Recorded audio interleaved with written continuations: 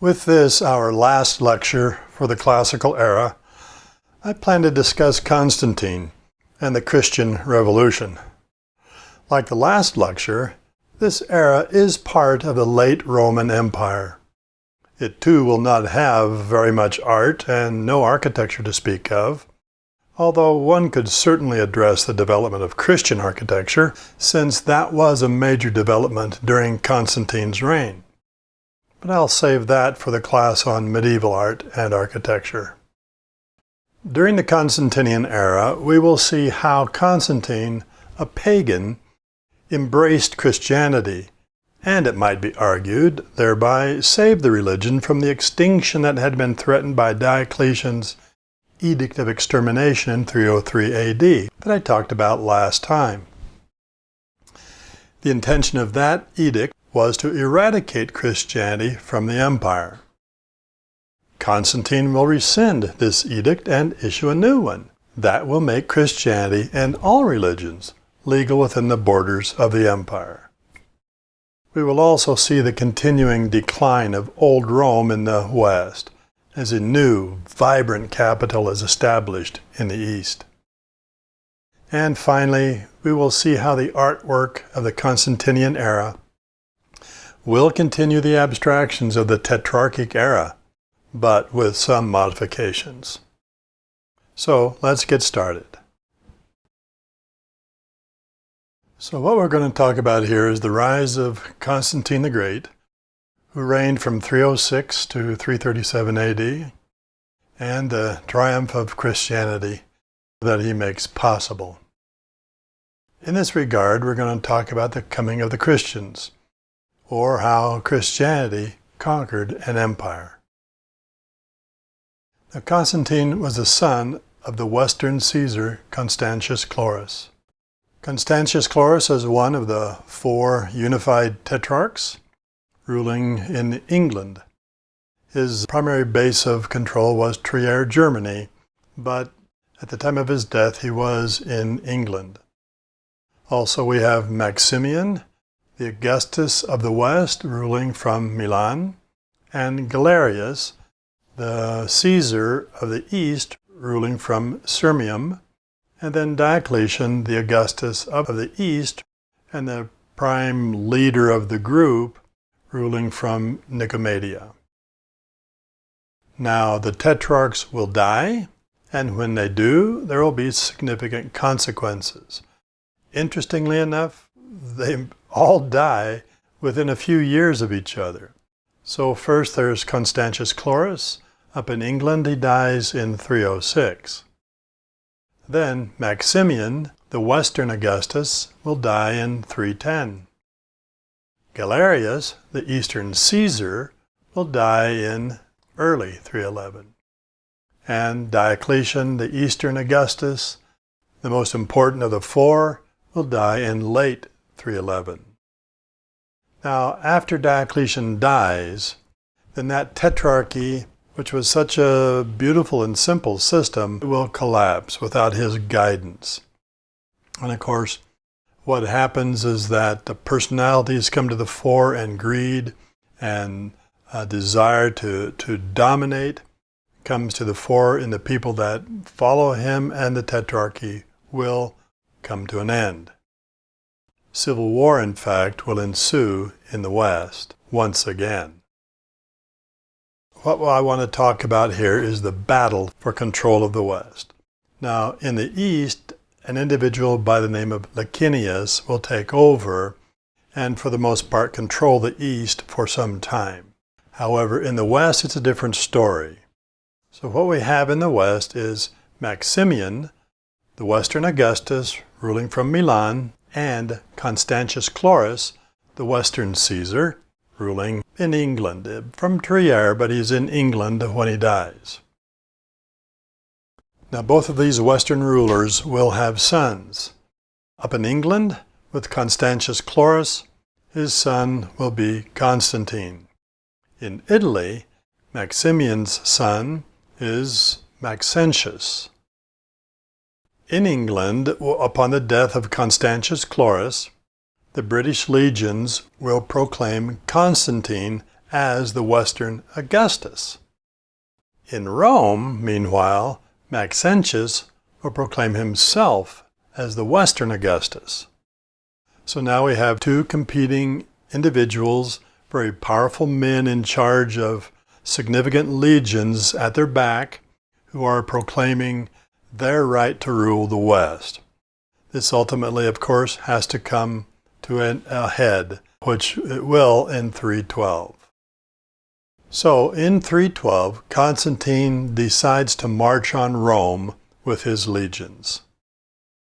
So he brings his hardened veterans down from the north, and he will meet Maxentius, his rival, north of what's called the Milvian Bridge, which is a bridge that crosses the Tiber on the north side of the city of Rome.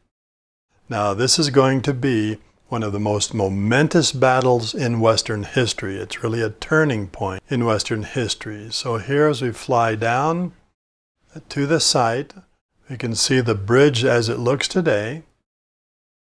So the Milvian Bridge. Now, Constantine's troops will occupy the northern banks. Maxentius's troops will actually have the stronger position on the southern bank, because they've got Rome's fortified walls that they could take refuge within should they choose to. However, Maxentius is going to make what seems to be, on the face of it, and in terms of the outcome, a very foolish decision.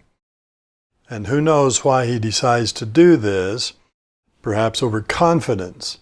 But in any case, he leads his troops across the Milvian Bridge in order to meet Constantine on the northern bank. Now, according to Christian legend, in the morning of the battle, a sign appears above the rising sun in favor of Constantine. So his biographer records that as he comes out of his tent, he witnesses a divine sign in the rising morning sun. And according to legend, it features a sign that is a Christian symbol called a Cairo, and emblazoned over this sign in the sky are the words, "In this sign, conquer." So over here we see a Renaissance era painting of that event taking place. So Constantine here with his troops gathered around, and then the sign of the, here they have the sign of the cross, but according to his biographer, it was the Cairo. And so this is the way that you spell Cairo. What the Cairo is a monogram made out of the first two letters of Christ's name in Greek. So Christ's name in Greek is Christos, so the Cairo are the first two letters. Combine them in this symbol, and that becomes a very recognizable and traditional symbol of Christianity through the ages from this time onward. So, seeing this sign in the skies is indication to Constantine that he is to embrace the Christian God as his war god for the most part, which is kind of strange given the fact that Christ was never considered to be a war god.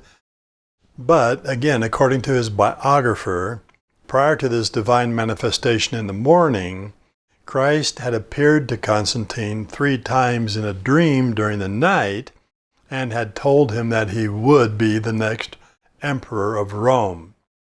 So what Constantine will do is that he'll have his troops paint this symbol on their shields and then go forth into battle carrying this sign, the sign of Christianity, before them.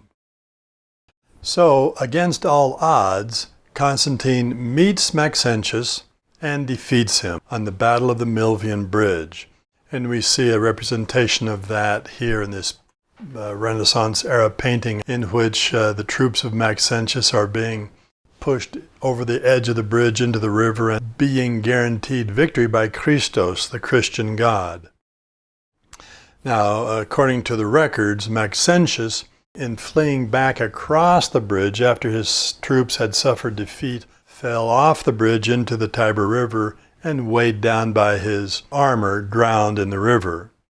His body is later discovered on the banks of the Tiber. His head is extracted from his body, and the head is presented to Constantine. And then Constantine will mount the head on a pike, and they will march victoriously into Rome, carrying the head of Maxentius. So Constantine will become the sole Augustus in the West. Now, be aware that he will not choose a Caesar. He's going to rule as a sole emperor in the West. But as a consequence of this, of course, and what makes this battle such a significant event in Western history, is that Constantine will, as a consequence of his victory over his rival, will embrace Christianity since Christ gave him the throne. Now, just keep in mind that even though he embraces Christianity, Constantine, he was a pagan, a worshiper of Apollo prior to this event. He will continue to, interestingly enough, give reverence to Apollo while at the same time embracing Christianity. And some historians have questioned his dedication to Christianity because he does continue to venerate Apollo, to a certain degree at least, while still at the same time worshiping Christ. Now, there is no question that he will embrace Christianity. He will give Christians preference within the empire and help promote its well-being and its domination ultimately within the empire. But he doesn't accept baptism until on his deathbed, which quite frankly wasn't an unusual kind of thing to do in those days. Many people pursued that course, I assume because they wanted to cover all their bases, right? Just in case they did things during their lifetime that would keep them from heaven, they put off baptism until the very last thing they did so that they could go into heaven with their souls washed clean. So it isn't to be held against him, I think, given the fact that it was a fairly common practice among Christians of this time. In any case, Constantine will embrace Christianity and promote their cause. He will, shortly thereafter, in 312 also, issue what's called the Edict of Milan. In this edict, he will rescind the order of extermination that had been issued by Diocletian, and instead he will make Christianity a legal religion, no more persecution, no more hunting down the Christians and forcing them to sacrifice to the gods and suffering execution if they did not do so.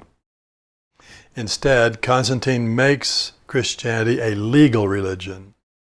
Now, be aware that this Edict of Milan makes all religions legal, not just Christianity. So he doesn't make Christianity the sole religion of the empire. That won't happen for several decades. But it is interesting to note that from this point onward, all Roman emperors, with the exception of one that ruled for only 4 or 5 years, were Christians. Then eventually in 324, Constantine will defeat the Eastern emperor, Licinius, to rule as sole emperor over a reunified empire. So under his reign, he will bring the two halves together once again, even though there will remain, if nothing else, a psychological division between the two, and the East will still be the preferred half of the empire, while the West will continue its decline. So, let's take a look at the city of Rome as it begins to lose prestige in this new regime. So one of the fateful decisions that Constantine's going to have, and long-lasting decisions, is that he will have a new capital created on the Bosporus, over near Turkey, which will be named, to begin with, Nova Roma, and which will later on take on his own name of Constantinople. Constantinople, as you probably are aware, will become one of the greatest cities, not only of Christendom, but of the entire Western world, as it becomes the new capital, the new center of influence and power of the empire under Constantine. So with the dedication of this new Rome, this will definitely sound the death knell of old Rome. In other words, as power shifts to the east, old Rome in the Italian peninsula becomes more and more irrelevant, as we saw that process already beginning in the last lecture. So let's just fly down here and see where this new Rome is. So if we look at our map here, it's going to be right here where these two peninsulas come together at the southern end of the Black Sea. So let's fly down there and just see where this was located. So it's going to be right here on this very well defended peninsula.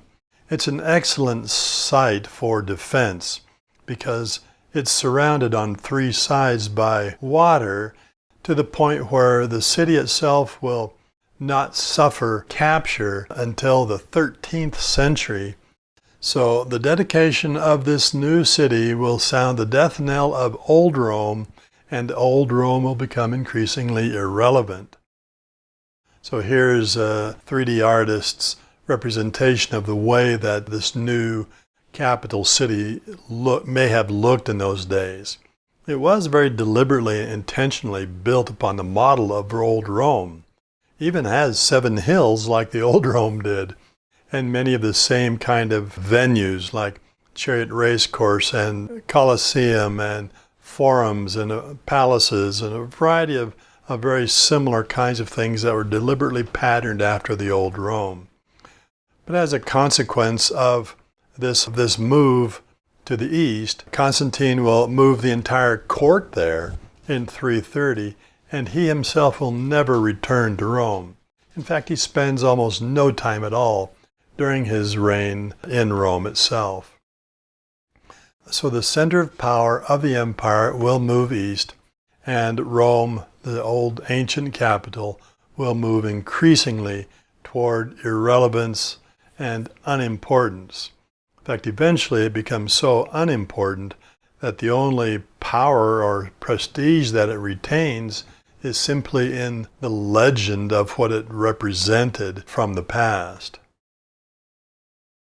So let's take a quick look here at just the sequence that establishes Christianity as triumphant in what had been a pagan empire.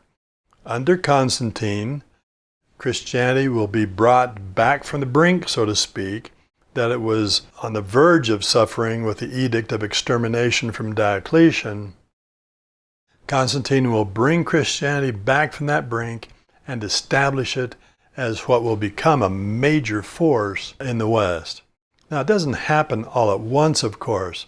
When Constantine took the throne, it's estimated that maybe 10% of the population of the empire was Christian, so that'd be about 5 million out of a population of 50. But it was spread across all of the empire, from Britain in the far west to Palestine, obviously, in the east, Egypt in the south, and so on. So there were Christians everywhere, even though they were, to begin with, a fairly small percentage of the population. That, of course, is going to change once the emperor himself embraces Christianity. Then conversions will begin to pile up very, very rapidly, and Christianity will eventually become a majority percentage of the population. So here is the path of triumph. 303, Diocletian's great persecution, edict of extermination. Then in 312, Constantine will issue the Edict of Milan, in which Christianity is made legal. Now, some people mistakenly believe that he makes it the official religion of the empire, but he does not do that. He simply makes it legal to be a Christian, so no more persecutions. And then in 337, Constantine dies, and after a deathbed baptism, like I mentioned earlier. Then in 380, Christianity is made the official state religion by the emperor at that time. And then in 390, just 10 years later, paganism will at last be outlawed altogether. So the tables are completely turned by 390, whereas the empire had been pagan to begin with, and the Christians had been persecuted. Now the tables had turned with the initiative by Constantine, and now Christianity is the only legal religion, and paganism is outlawed, and persecution of the pagans thereafter follows, as seems to be typical trend, right? Now, during Constantine's own lifetime, of course, during its entire reign, even though Christianity had become more and more popular and more people had converted to Christianity, had received baptism, pagans were still the majority of his citizens. But by the time we get to 390, again, that condition is going to be reversed fairly quickly after that. And as I say, there will be, after Constantine, from Constantine onward, there will be no more pagan emperors. Only one, called Julian the Apostate, and he'll rule for only 4 years before he's killed on the field of battle. So let's take a brief look here at the art of Constantine. Some interesting developments here, but it's a continuation of what we saw in the Tetrarchic era, with some modifications. So really what Constantine's artists are doing here is searching for a style that would be typical of his reign. As you can see from this official portrait, there are some Tetrarchic elements, some abstract elements that remain here, but it has allowed a little bit more realism into it. So with Constantine's official portrait, we can refer to it as a modified Tetrarchic style. It's interesting to note that this head comes from a monumentally sized statue, interestingly enough, that would have sat on a throne in the Basilica of Maxentius, or the Basilica Nova that we saw way back in our first discussion of barrel vaulting and basilicas and so on. That basilica was finished by Constantine, and a monumental portrait of himself was placed in one of the apses. And so here in this photograph you can see the remains of that portrait, a monumentally scaled figure of marble, as you can see here from the individuals that's standing there in front of it. So by comparison, of course, to the Tetrarchic style, you can see that there are some carryover from that Tetrarchic style, but in a modified manner. So the traditional elements, in other words, non-Tetrarchic, there's greater realism here in Constantine's portrait, with greater individualism and sense of humanity. He's not trying to strip away the humanity that we saw happening in the Tetrarchic portraits, but there are still some Tetrarchic elements that remain as well. And so there's there's a stiff, rigid frontality that's typical of the Tetrarchic era. And the facial features are definitely simplified. There's not a lot of realism, certainly no verism in those facial features. And then we have a deliberately fixed and kind of upward staring gaze that is definitely a major feature of this particular sculpture. So, what is the message that the artist is trying to communicate about Constantine with this portrait? Well, that there is a certain spiritual gravity about the man. So that is suggested through the enlarged eyes and the slightly upward gaze toward heaven. But then also in this frontality and somewhat stiff and iconic type of presentation, there's an unquestioned authority in the work as well. Another one that we want to look at here is the Arch of Constantine. Stands right next to the Colosseum. So if you look over here in the corner, you can see the Colosseum, the edge of the Colosseum there. So the Arch of Constantine, raised in 315 AD to celebrate his victory over Maxentius. This triumphal arch is interesting for a couple of reasons. One is that this is the very first triumphal arch ever to celebrate a victory over other Romans. Never had been done before. It was always over a foreign enemy, but now over Romans themselves. And also this very interesting design, very much based upon the arch of Septimius Severus that we saw in our last lecture. So just to remind you of what that looked like here. So the three-arched kind of design, as well as the freestanding columns out in front, are all borrowed from Septimius Severus. Now, that's not the only thing borrowed from not just Septimius Severus, but from other monuments. So let's take a look at what we call spolia. What spolia is where artwork is taken from another, usually older monument or structure, and then incorporated into a new structure. And we see that here very prominently displayed on the Arch of Constantine. And of course, as I show them to you, you'll recognize the traditional look of Roman art in the figures that you see. And so here, let's take a look at several pieces of this that were deliberately pried off of older monuments and incorporated into this one. Now, some people suggest that maybe this is an indication of the decline in the skills of the Roman artists so that they can't create this kind of artwork anymore. And I would agree that that's probably part of it. If the artist is used to creating the tetrarchic style art, can you easily go back to working in a more realistic, traditional, naturalistic kind of method? Well, I don't think so. If you're trained in one method, you can't just change to a different one. And so that may be a part of what we see happening here with the artwork on this arch. But also I think that Constantine is trying to make a deliberate link between himself and the era of the good emperors. Because all of the artwork that I'll show you here that was taken from other monuments was taken from those monuments. So let's take a look at some of them here. So Marcus Aurelius, the Emperor Marcus Aurelius up here in the attic, in the relief carvings of the attic. So you look at him a little closer and you can see clearly the traditional style of artwork that we associate with the high imperial period.